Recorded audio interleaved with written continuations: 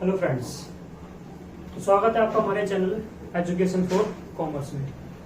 ये तो वीडियो थोड़ी सी लेट आई है, बीच में हम कुछ वीडियो बना नहीं पाए थे, कुछ इमरजेंसी आ गई थी हमारे साथ। तो अब हम क्या करेंगे, हम स्टार्ट करते हैं अपने पिछले टॉपिक के साथ ही, जो हमारा था जीएसटी के साथ जनरल एंट्रीज कैसे करते हैं, वो हम लोग कर रहे थे। तो आज हम क्या करेंगे, उसी को ही आगे बढ़ाते हैं। और मुझे उम्मीद है आपने मेरी सारी पिछली वीडियो देख ली होंगी और आपको समझ में भी आ गई होंगी। अगर आपको फिर भी कोई दिक्कत है तो आप कमेंट सेक्शन में मुझे बता सकते हैं। चलिए स्टार्ट करते हैं वीडियो अपनी। तो आज हम करेंगे same trade discount and cash discount. हमने लास्ट टू लास्ट वीडियो में कर रखा है ये, बट वो आपका बिना जीएसटी के था, विदाउट जीएसटी था। आज जो हम करने जा रहे हैं इसमें हम जीएसटी के साथ ही करेंगे सेम उसी टॉपिक को। वो मैं आपको कराया था सिंपल, ताकि समझ में आ जाए कि हाँ भाई ये ट्रेड डिस्काउंट क्या होता है, कैश डिस्काउंट क्या होता है। आज करेंगे उसी को हम जीएसटी के साथ। चलिए स्टार्ट करते हैं अपनी वीडियो।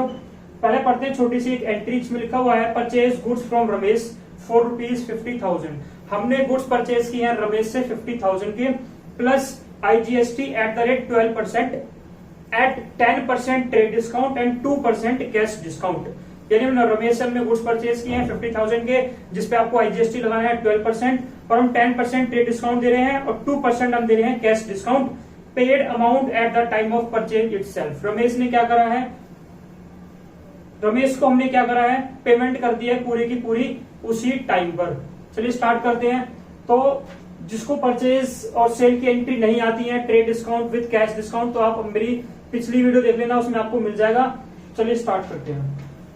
सबसे पहले आपने गुड्स परचेज किए रमेश से, तो आपको पता होगा परचेज आपका एक्सपेंस है और एक्सपेंस आपके आते हैं डेबिट साइड में। तो ये आपका हो गया परचेज अकाउंट डेबिट। हमने परचेज किया है रमेश से, बट हमने क्या करा है, पेमेंट कर दी है। अब अगर आपको याद हो ट्रेड डिस्काउंट में क्या करते थे, जैसे पहले हम लोग ये पता करते हैं, एक छोटी सी एक कंप्यूटेशन करते हैं एक वर्किंग नोट टाइप से। 50,000 के आपके गुड्स थे, 10% आपने दिया है ट्रेड डिस्काउंट, तो 10% माइनस करूंगा आपका आएगा 5, आपका बचेगा 45। इस पे हमें क्या करना है, 12% ऐड कर देना है आपको जीएसटी। तो 12% निकालते हैं इसका, 12% इसका आपका आएगा आई थिंक 5400। अब ये आपका हो गया 50,400। अब क्या करेंगे हम, इसमें से 2% है, 3% है, 2% आपका कैश डिस्काउंट है, वो हम दे देंगे, जो कि आपका इसका बनेगा 1108 यानी 1008 रुपीज। ठीक है। अब से हम क्या करना है, इसको हमें डालना है इसके अंदर। तो आपने परचेज किया, साथ में लगा देंगे परचेज पे आप लगा दे input IGST debit to cash account और टू डिस्काउंट। आपको सिर्फ अमाउंट डालनी है। तो जो आपके गुड्स थे वो आपके 45 के थे, जो आपका GST इसमें आया वो आपका आया 5400। आपने जो पेमेंट किया है वो सिर्फ कितनी पेमेंट करी होगी, आपने पेमेंट करी है 49392, ये आपने पेमेंट करी है बस। तो आपका जो कैश है वो सिर्फ गया कितने का, 49392। जो आपका कैश डिस्काउंट था वो आपका आ गया 1008। तो ये हमारी एंट्री थी विद जीएसटी, ट्रेड डिस्काउंट और कैश डिस्काउंट। ठीक है। इसमें आपने क्या कहा था, पूरी की पूरी पेमेंट आपने एक साथ ही कर दी थी।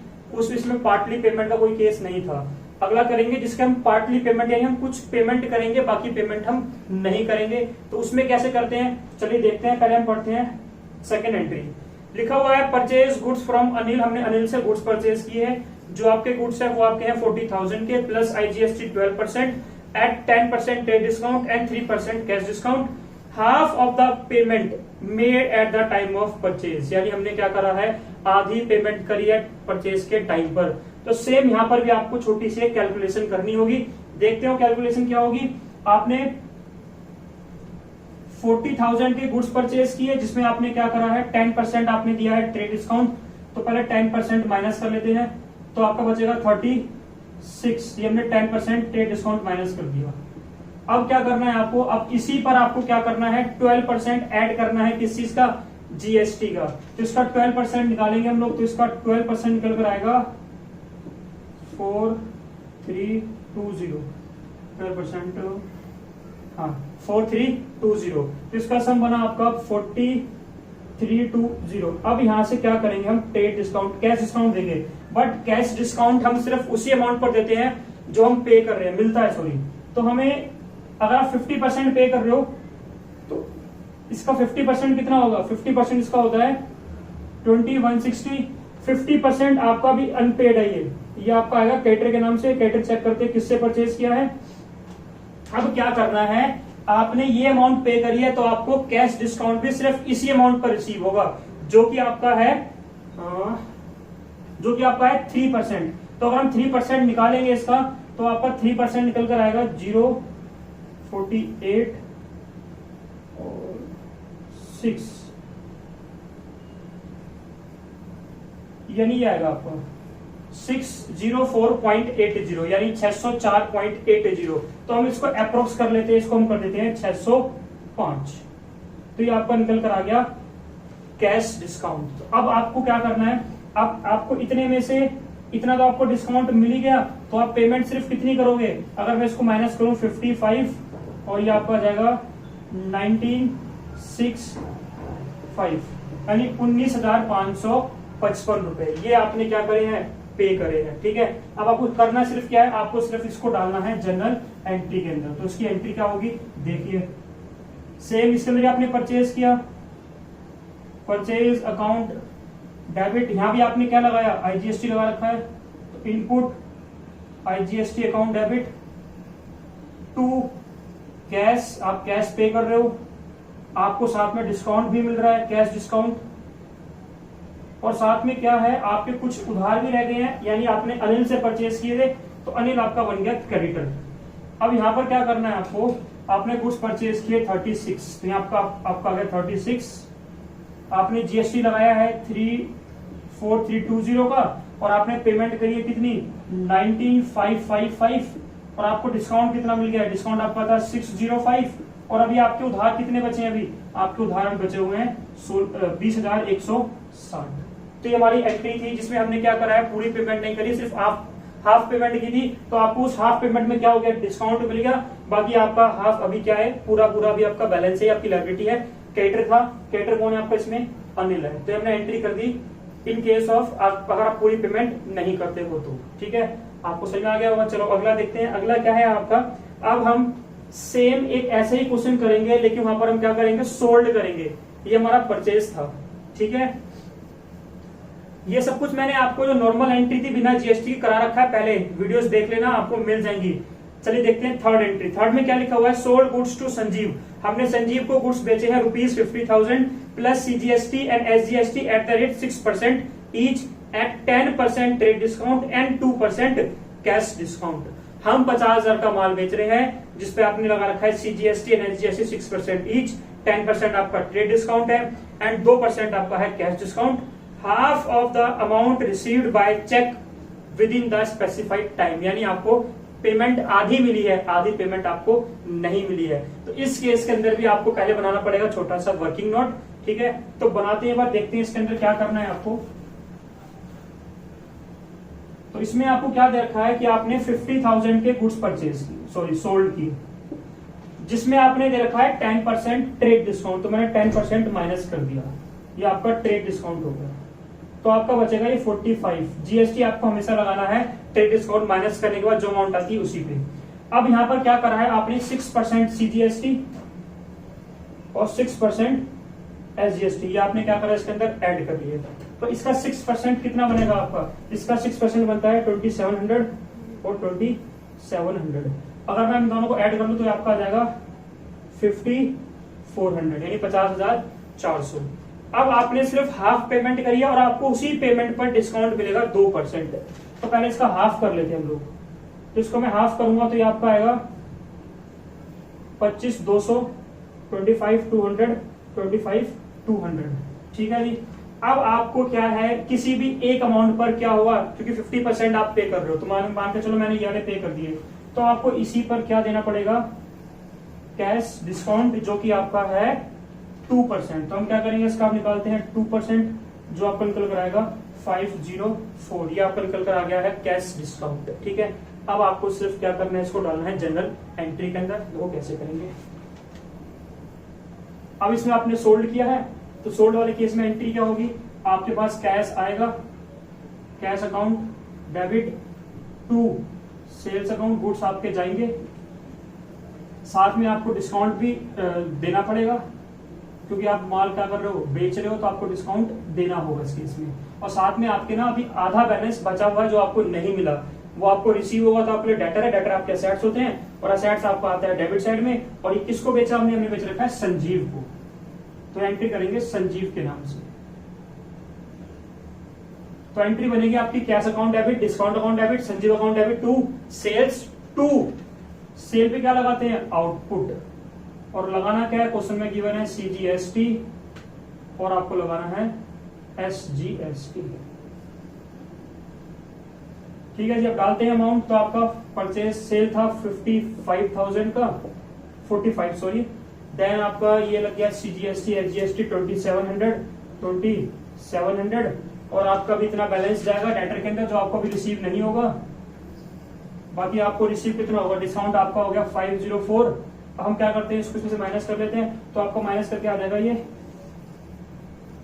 24,096 1 - 5 24,996 सॉरी 696 रुपए, यानी 696 ये आपका आ गया कैश। आपको इतना कैश रिसीव हुआ है, ये आपका डिस्काउंट आपने दिया, ये आपको पैसे भी रिसीव हुए नहीं है, एक डेटर के नाम से आगे। आपने सेल करी थी 45 की, CGST और SGST आपका था 2700 ईच। ठीक है जी, आपको समझ में आ गया होगा सब कुछ। अगर फिर भी कोई दिक्कत आती है तो आप कमेंट सेक्शन में प्लीज बता देना, तो मैं आपको वो चीज समझाने के लिए अलग से वीडियो बना दूंगा। हमारी अब हर 3 या 4 क्लास के बाद एक वीडियो आया करेगी, जिसके अंदर मैं आपकी जो डाउट्स वगैरह होंगी कमेंट सेक्शन में, मैं सिर्फ उन्हीं को लेकर एक वीडियो बनाऊंगा जिससे आपके सारे डाउट्स क्लियर हो जाए। तो प्लीज कमेंट सेक्शन में बताना जरूर आपको समझ में आ रहा है या नहीं आ रहा है। आगे चलते हैं, अब पढ़ते हैं अपनी 4th एंट्री। ठीक है जी, 4th एंट्री क्या है, goods uninsured of ₹3,000 destroyed by a fire, CGST and SGST 6% each। देखो आप क्या करते हो, आप गुड्स बनाते हो, और आप गुड्स को बनाकर उसको एक अपने वेयर हाउस मान लो या कोई भी स्टोर रूम मान लो, आप उसको वहां पर सेव करके रखते हो, ताकि जब उसकी डिमांड हो तो आप उसको बेच सको। क्योंकि अगर आपको तुरंत माल चाहिए तो आपके पास तुरंत माल अवेलेबल नहीं होता, तो आप क्या करते हो, कुछ स्टॉक पहले से मेंटेन करके चलते हो। उन गुड्स में आग लग गई तो आप क्या करते हो, ऐसे गुड्स के साथ उनमें कोई रिस्क होता है आग लगने का या कुछ टूट फूट होने का, तो आपको कराना है तो उसका इंश्योरेंस। ठीक है जी, इंश्योरेंस बताइए क्या होता है आपको। ठीक है, तो हमारे पास कुछ गुड्स थे तो 3,000 रुपए के थे जिनमें आग लग गई है, बट वो अनइंश्योर्ड थे, उनका इंश्योरेंस नहीं था, जिसपे GST और CGST जो लगा रखा है आपने, वो आपका है 6% ईच। तो इसकी एंट्री क्या होगी, देखो आग लगी, आपको नुकसान हो रहा है, तो नुकसान की एंट्री क्या होती है, नुकसान कहां पर आता है आपका, नुकसान आपका आता है डेबिट साइड में। तो हम यहां पर लिखेंगे फर्स्ट, ये हमारा टॉपिक है लॉस बाय फायर, जो हम टॉपिक करने जा रहे हैं, फायर या फिर थेफ्ट, चोरी होना या आग लग जाना, ये टॉपिक है हमारा जो हम कर रहे हैं। तो इसमें पहले एंट्री आपकी क्या होगी, सबसे पहले आपको दिखाना है लॉस किस चीज से हो रहा है, लॉस आपको हो रहा है फायर से। तो मैंने एंट्री करी loss by fire account debit. आग किस में लगी है, आग लग रही है गुड्स के अंदर। तो आपको मैंने बताया था जब भी गुड्स वर्ड होता है तो सिर्फ सेल के अलावा कहीं पे भी गुड्स आता है तो हम परचेज वर्ड का यूज करते हैं। ठीक है, और आपको मैंने पिछली वीडियो में समझाया था कि GST रिवर्स क्या होता है, GST रिवर्स मतलब क्या होता है। तो जो आपने गुड्स परचेज किए होंगे तो आपने इस पे GST चार्ज किया होगा, तो वो डेबिट साइड में आया होगा। अब सेम अगर उन गुड्स में आग वगैरह लग रही है तो आपकी गुड्स की वैल्यू कम हो रही है, तो इसी के साथ जो इन पे GST लगा होगा वो भी आपको फिर रिवर्स करना पड़ेगा। तो रिवर्स कैसे होगा, क्या लगता है, परचेज पे लगता है इनपुट, और क्वेश्चन में आपको CGST एंड SGST बोल रखा है, तो यहां लिखा मैंने to loss by fire account debit to purchase to input CGST to input SGST, यही आपका रिवर्सल ऑफ GST। अब क्या है, जो आपके गुड्स थे वो आपके थे 3,000 के, जिसपे आपने GST पे कर रखा है 6% ईच, तो इसका 6% बनेगा 180 और इसका भी होगा 180। तो आपको टोटल जो लॉस हुआ वो आपको लॉस हुआ 3360 का। आपको इसका रिवर्सल तो मिल जाएगा, बट आपका जो एक्चुअल लॉस हो रहा है, जो गुड्स थे आपकी, जो उनकी वैल्यू थी वो है आपकी 3360 की। ठीक है, इस क्वेश्चन में, इस टॉपिक के अंदर जो मैंने भी कराया आपको, इसमें अभी मैंने इंश्योरेंस की बात नहीं करी है। ये गुड्स थे आपके अनइंश्योर्ड थे, इनका इंश्योरेंस नहीं था। ठीक है, एक अगला और करते हैं, उसमें क्या होगा, हम इंश्योरेंस के साथ करेंगे कि अगर इंश्योरेंस होता है तो फिर क्या एंट्री होती है। अगली एंट्री क्या है आपकी, गुड्स वर्थ 10,000, गुड्स थे 10,000 रुपए के, डैमेज बाय फायर, इसमें भी आग लगी है सेम जैसे आपकी यहाँ पर आग लगी थी, and insurance company accept claim for 8,000, यानी इसका मतलब ये है कि आपने इन गुड्स का इंश्योरेंस करवा रखा था और इंश्योरेंस कंपनी आपको 8,000 रुपए पे कर रही है उस लॉस के बदले। And receive cheque from the insurance company, जो पैसा हमें मिल रहा है इंश्योरेंस कंपनी से आपको मिला है चेक के थ्रू, और इन गुड्स पे आपका लगा हुआ था CGST and SGST same 6% each. तो देखो पहली एंट्री तो आपकी सेम यही होगी जो आपने यहाँ पर एंट्री करी है, कोई डिफरेंस नहीं आएगा जो आपने यहाँ की थी। अगली एंट्री सेम इसी यही होगी, फर्स्ट एंट्री भी। तो अगले केस में क्या करना है, हम फिफ्थ एंट्री, फर्स्ट एंट्री जो करेंगे वो सेम यही एंट्री होगी, loss by fire account debit to purchase account to input CGST account to input SGST account. तो ये तो आपकी सेम एंट्री होनी है। गुड्स आपके इस केस में 10,000 रुपए के थे, 10,000 के थे, 6% 600, 6% 600, इन दोनों को ऐड करते हैं आपका आ जाएगा 11,200।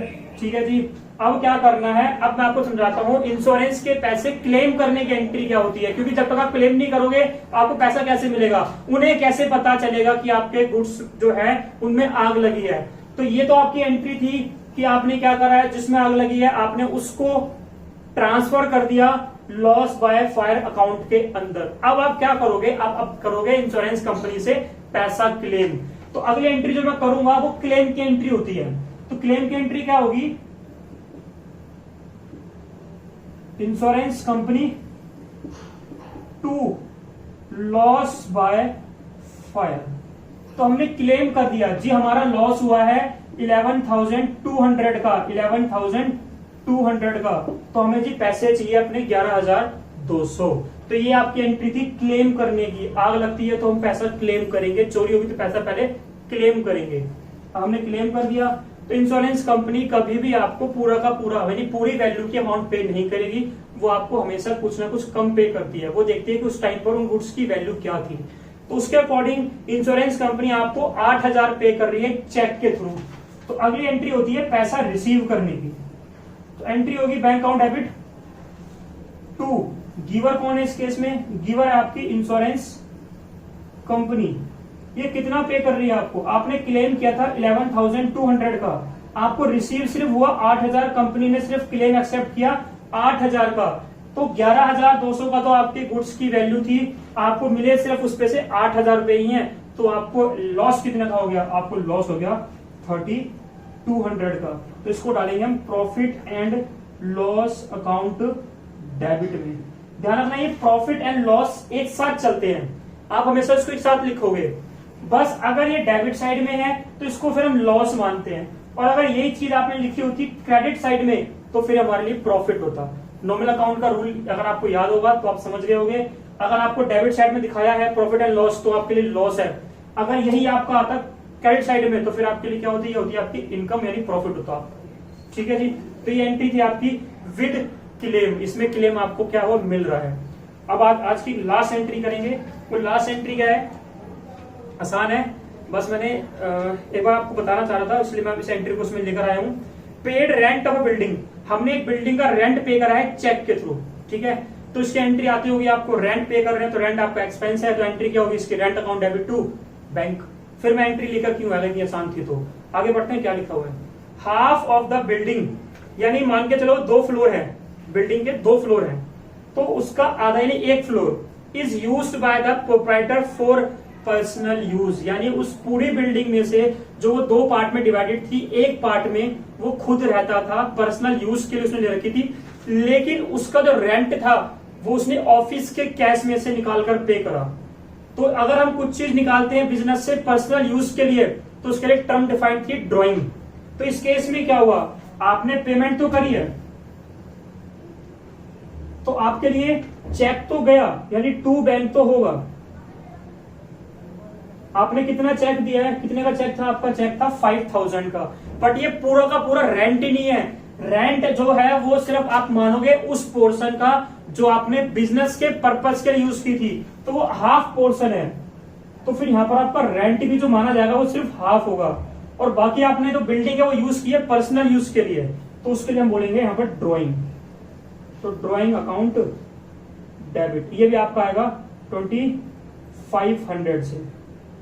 ठीक है जी। तो ये हमारी थी कि अगर हम कुछ पोर्शन बिल्डिंग वगैरह यूज करते हैं पर्सनल यूज के, तो उस केस में फिर एंट्री क्या होती है। ठीक है। तो अगर आपको वीडियो अच्छी लगी हो, समझ में आपको सब कुछ आया हो, तो प्लीज वीडियो को लाइक जरूर करना और नीचे कमेंट करना जैसा भी आपको समझ में आया नहीं आया, जो भी है कमेंट जरूर करना। ठीक है। और चैनल को सब्सक्राइब करना ना भूलें। अगर आप फर्स्ट टाइम हमारे यूट्यूब चैनल पे आ रहे हैं तो प्लीज सब्सक्राइब करना ना भूलें, ताकि हमें भी अपने एफर्ट का थोड़ा सा रिजल्ट मिले। ठीक है जी। Thank you so much. Bye bye.